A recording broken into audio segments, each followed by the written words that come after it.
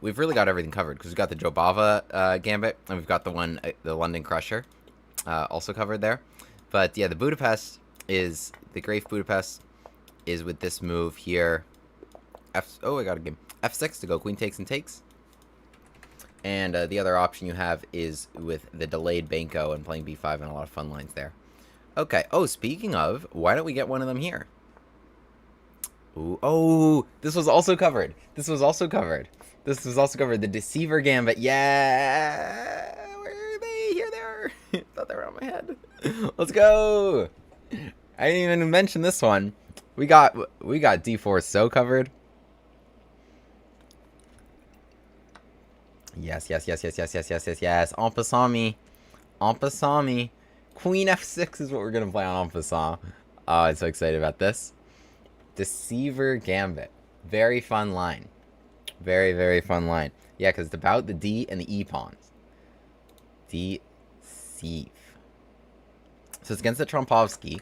Pesky Trompovsky. Because you can play main stuff against the Trompovsky, but I guarantee you, whatever you play, your opponent will know it better. Because it's so specialized.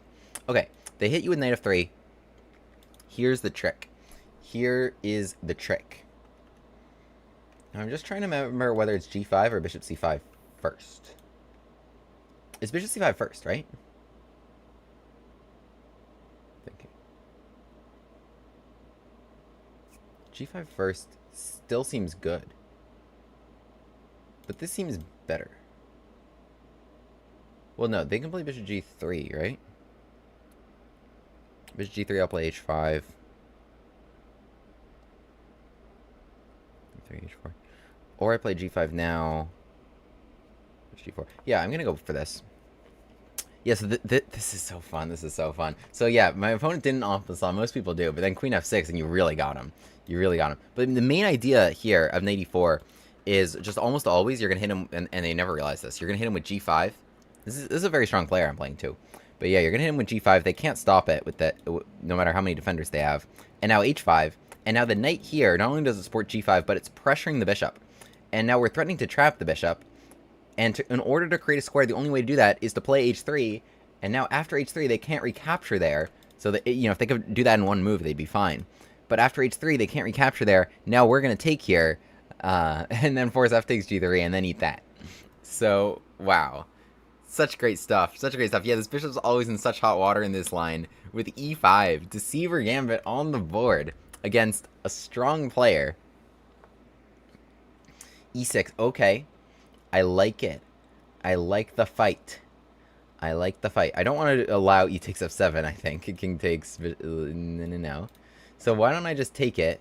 Well, bishop e5, f6, they're going to run around, right? So I do have half a mind right now. Maybe in total. But half a mind to play f6. And just stop bishop e5. How crazy would I be? Pretty crazy. If I go takes, I mean, they want to run away. I mean, I'm sure this is the best thing to do objectively, but isn't this fun? Isn't fun really what it's all about? Isn't fun really what it's all about at the end of the day? What else do we play for? I guess they have takes. Takes and take here. Interesting. Ooh, spicy.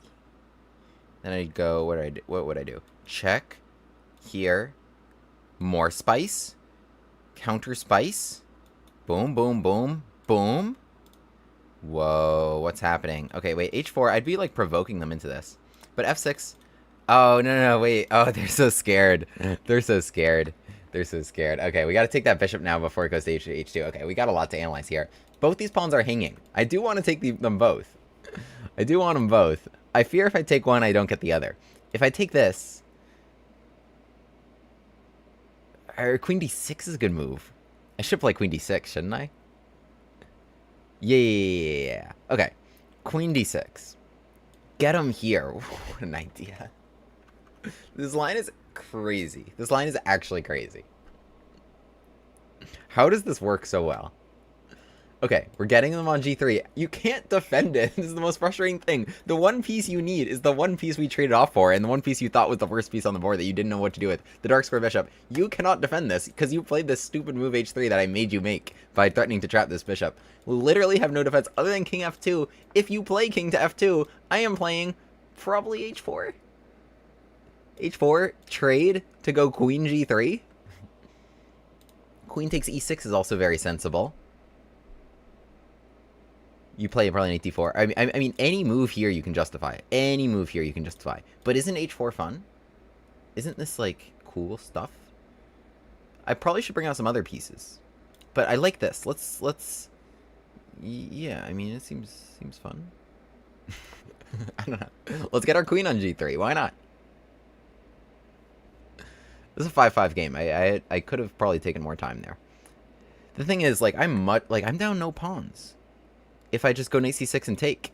Literally, I'd be down no pawns. This has got to be like a minus like 2.5 position if I were to just do this and castle. So I'm being ambitious right now for really no reason. But I'd love to land my queen there. Yeah, so the thing is, I make myself a little vulnerable. But if I land my queen there in a line like that, then rook g8 and I can get him. It was really bad for white, because there's no way you can even make that safe in the long run. Your king can't hide back here because you'd be hanging like 2 different pawns. And I don't know how you patch this up if you're white. You can put a knight on d4, yes, but I'm still going to take this, castles, bring my rooks here, attack here, play f5, f4. Or h4 and do queen g3 just at a different moment. But I did none of those things. I played h4 right away. So still trying to get a queen on g3.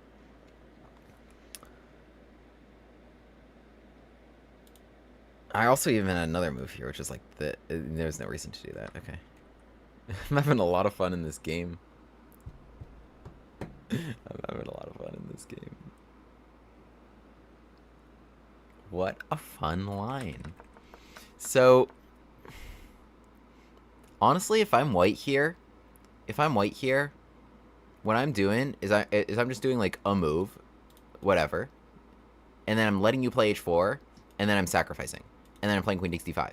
Because, like, this is so much more worth it. And then, you know, your king's going to be okay. Whoops. Your king's going to be okay. You have actually collected a few pawns, and you're causing problems for me. Like, yeah, it's a piece. But it was a really annoying piece for you to deal with. Alright, queen d3. So, okay, that's the idea. If I go check... Okay. If I take queen g6, bishop f7... Queen g4. Okay. We're just gonna go check. Why would I give you access to there? It's a funny situation. King g1. So they're not getting mate. their queen is covering mate. I'll give them that. It's not checkmate in 1. However, it seems kind of close. Rook g8 threatens the knight. Queen f4. Queen f4, and I can take this pawn next turn? No, they have knight d4. Alright. Should I take this finally, or should I just, like, go knight c6?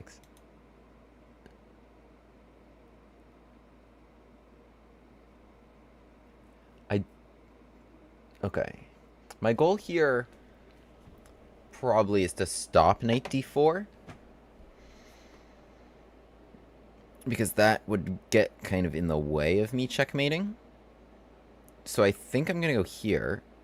They'll play knight c3, and then I'll play knight e5. No, I can't.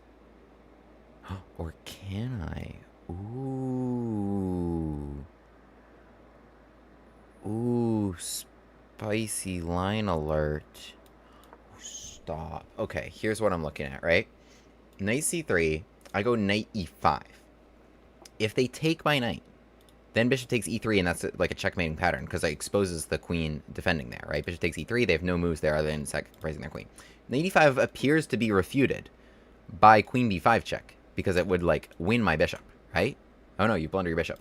However, if you keep going further in that line, queen b5 check, I play c6, Now what do? Your queen's hit. You take my bishop. This knight, oh, by the way, it can also checkmate you by taking their pin, checkmate, smothered mate.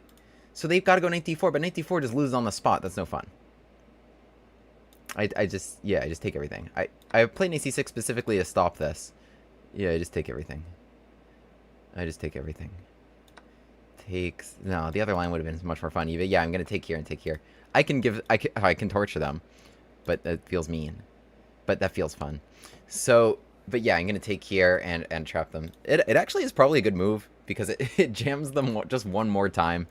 Just one more time. Oh my goodness, I kind of feel bad. Wow, dude, what a game! That was fun.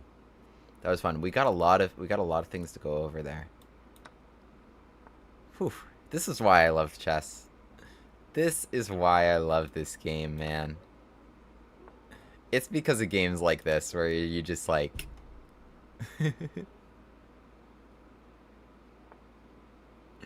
I didn't even sacrifice anything this game.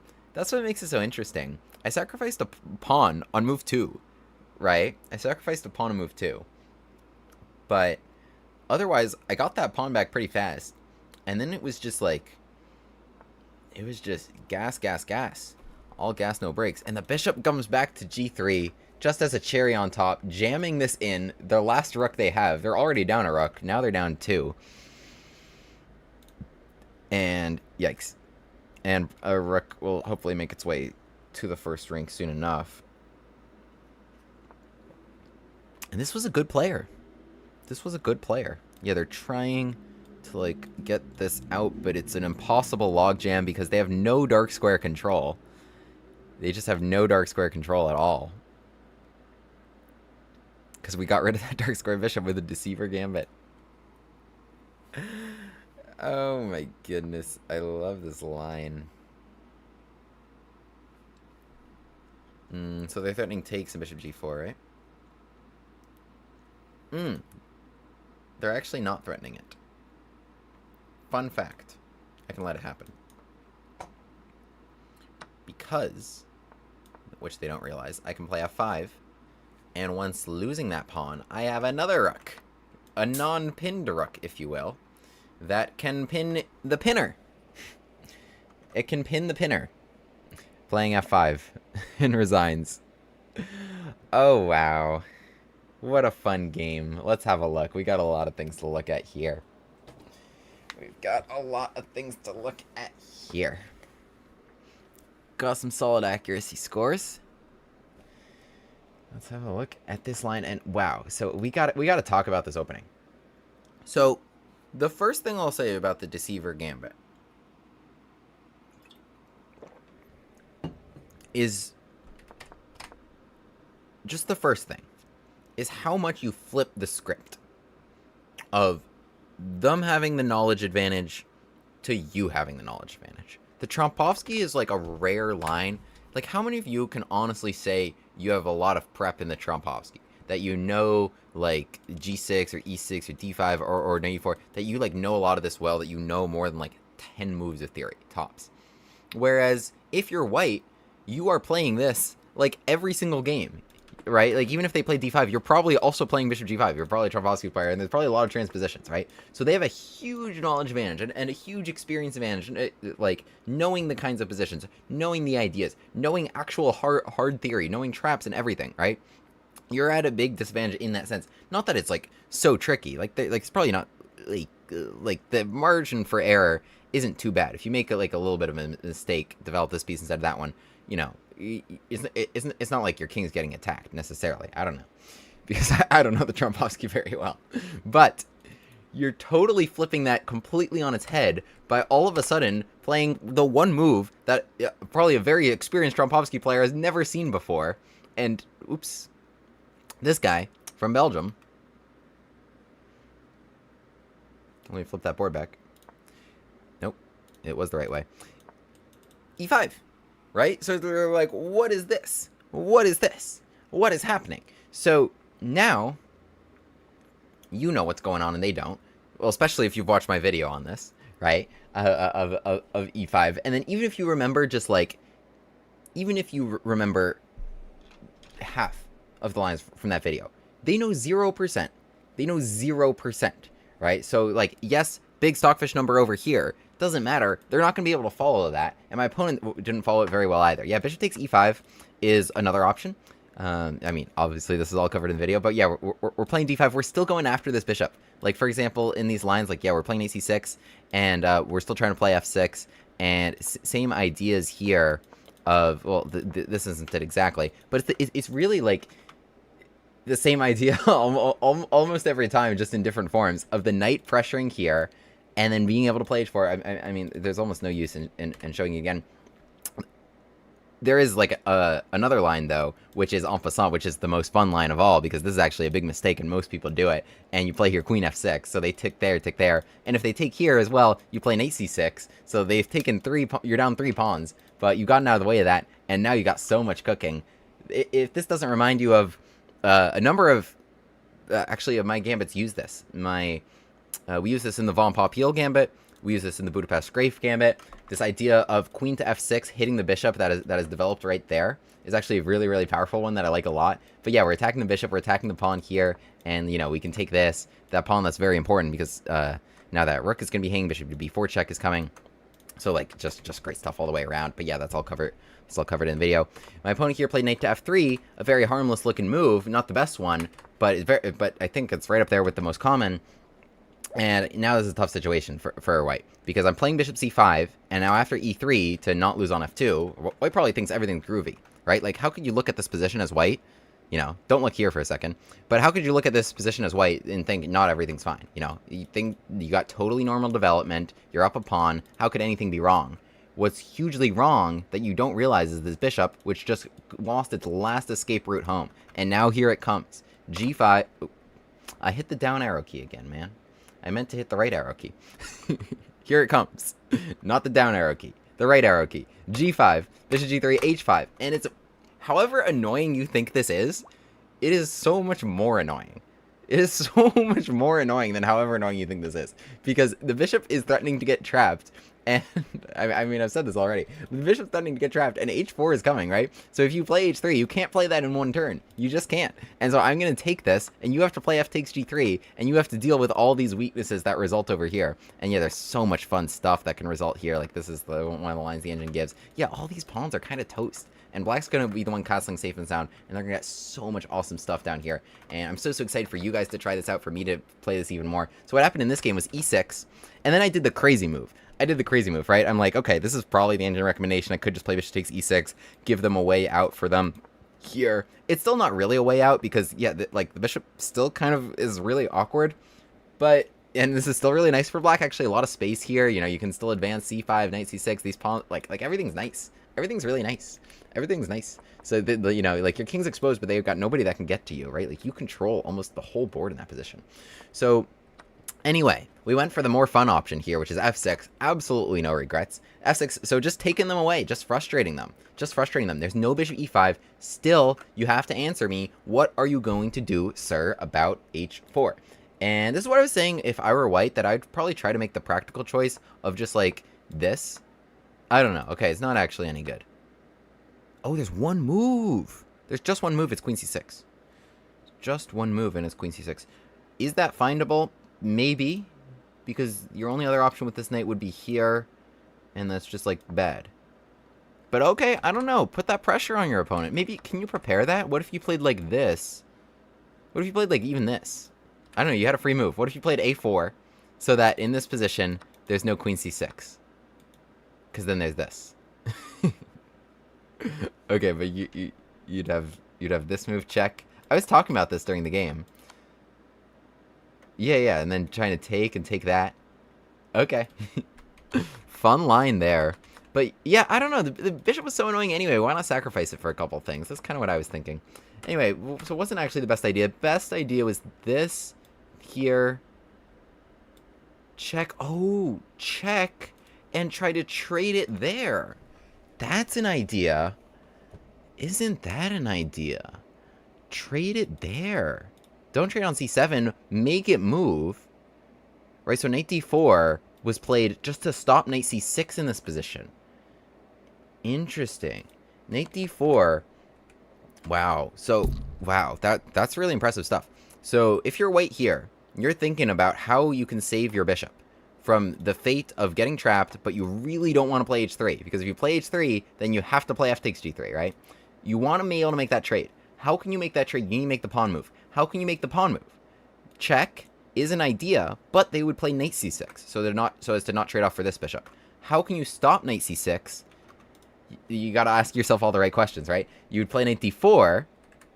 Now after h4, bishop to b5 check. Now if you're black and you want to make, and you want to not allow that bishop to trade off, you need to move your king. And if you move your king, now there's serious compensation for this. So knight c6 is not playable, right? They can take you here. Pawn c6, they can take you here. And then if you take there, then you can save this. Or just crazy things are happening. f3, attacking the knight. The knight has no squares other than to get traded off for. So just wild stuff all the way around. But wild stuff seems good for white here because it's wild stuff also to black's detriment, and this pawn is here. So interesting. So king e7, then f3. Just pandemonium on the board. That's not what happened. Just h3 was played. And oh boy, does h3 ever suck. Oh boy, does h3 ever suck. Because now after f takes g3, not only, like you think it's like, ah man, I lost this pawn. But maybe it'll be okay, you know, like, I'll work around it. Even though, like, that bishop is actually going to stop you from castling both ways. But maybe I'll go here, I can work around it, maybe I can castle there. Because it's queen d6. It's the queen d6 follow-up. It's also, you still have issues on this square. What are you going to do about it? There's no good defense here. It's so brutal. You have to play king to f2. And yeah, okay, bishop takes e6 was perfectly fine. You know what else was fine? h4. h4. Just getting in there with queen g3, no matter what. And even though white is actually technically one pawn ahead at this exact moment, they have no control over any dark squares here. You know, all their pieces are back here. I'm still getting in here, and you can't defend e3.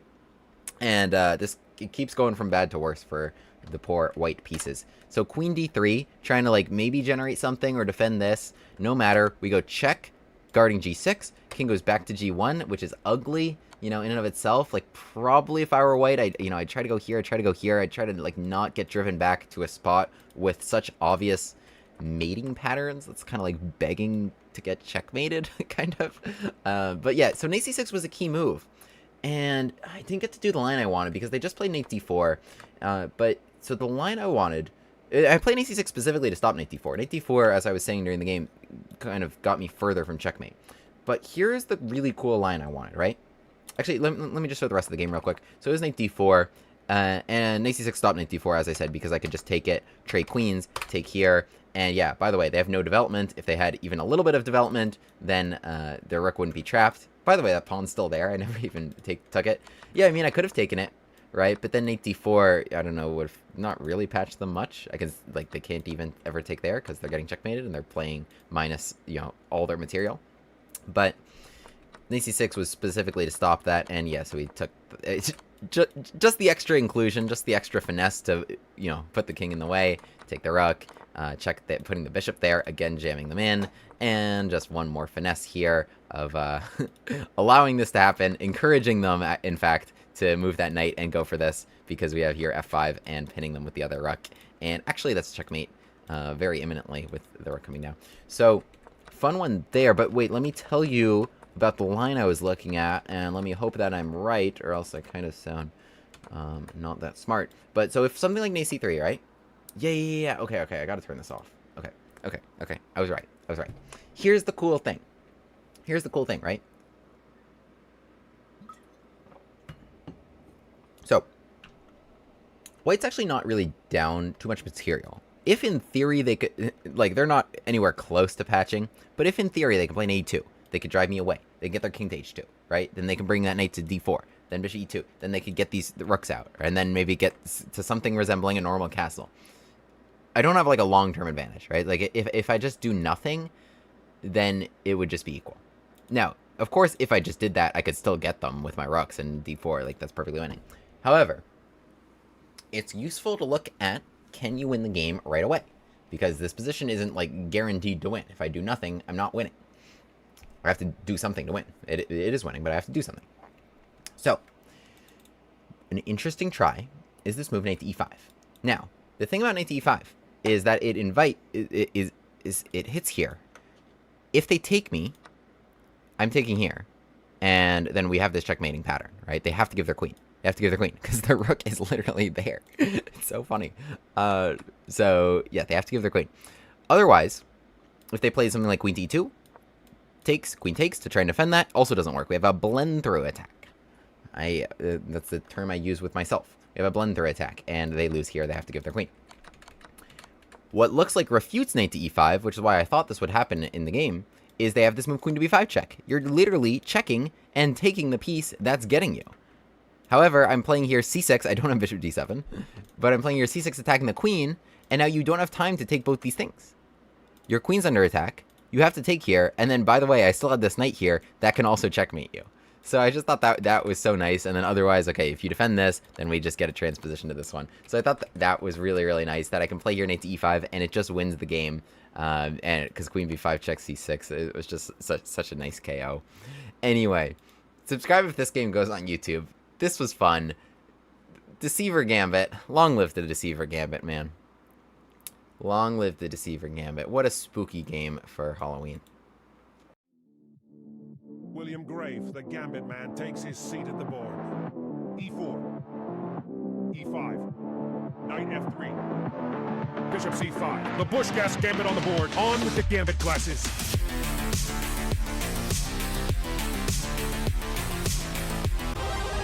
Hero pod unlocked.